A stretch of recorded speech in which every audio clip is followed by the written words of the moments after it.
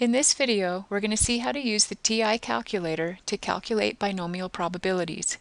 We're going to take a look at how to find a single probability, how to find a cumulative probability where you add up a certain number if you're looking at least 4 or at most 4, and then we'll also look at how to find a probability distribution. Alright, so on the first example, the Medicist pharmaceutical company receives large shipments of aspirin tablets and uses this acceptance sampling plan. They randomly select and test 24 tablets, then accept the whole batch if there is only one or none that doesn't meet the required specifications. If a particular shipment of thousands of aspirin tablets actually has a 4% rate of defects, what's the probability that the whole shipment will be accepted?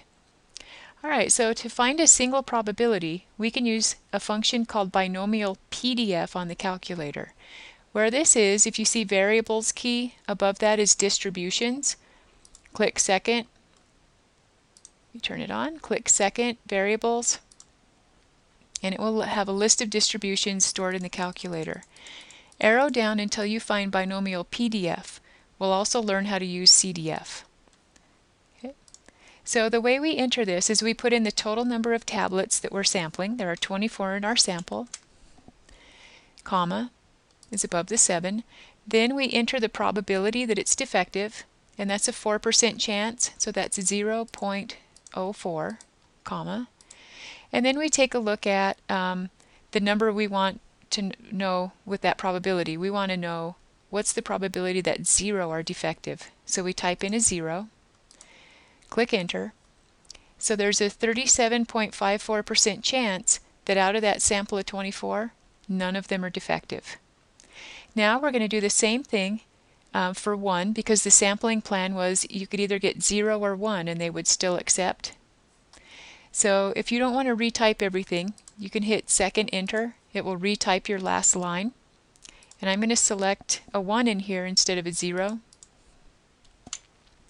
So this will give me the probability that if I choose 24 tablets at random, one of them will be defective. We end up with the same probability. That's unusual.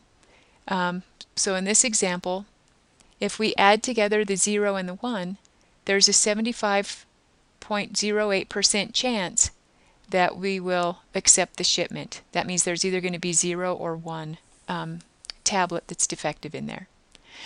Alright, so it would be nice to be able to do this in just one step instead of finding individual, and that's where the binomial CDF comes in. It's in the same place in the distributions. What binomial CDF will give you, you still type in the 24 total tablets. We still have the same probability that one is defective, 4%. And this time when you type in a 1, this will automatically add together the probability of 0 plus 1. C means cumulative, P means at a certain point. So we would notice you get exactly the same answer by using the cumulative function. Alright, now that's very useful, and in problems especially like, let me scroll down here. If you have this example, find the probability that 5 or more tablets will be defective. This corresponds to individual probability at 5, plus 6, plus 7, all the way up to 24. So that involves finding a lot of individual probabilities and then adding them together. So we're going to use the binomial CDF to answer this question instead. Now, binomial CDF won't tell you 5 or more. It'll only give you the sum from 0 to whatever number you type in. So we can use the calculator to find the probability of getting from 0 to 4 defective, and then subtract that from 1. So we're using complements again. So you have to be really careful on what the question is asking and then what the calculator function will do. So to answer this question, we would take 1 minus binomial CDF. We still have 24 tablets, comma, rate of defective is 0.04, and this time I'm going to type in a 4. That's going to give me the sum of 0 to 4 tablets, and I'm taking 1 minus that, to find the probability associated with 5 or more.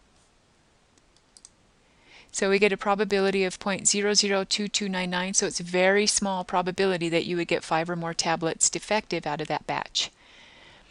Alright, now it would also be useful to see how to create an entire distribution, and the way we do that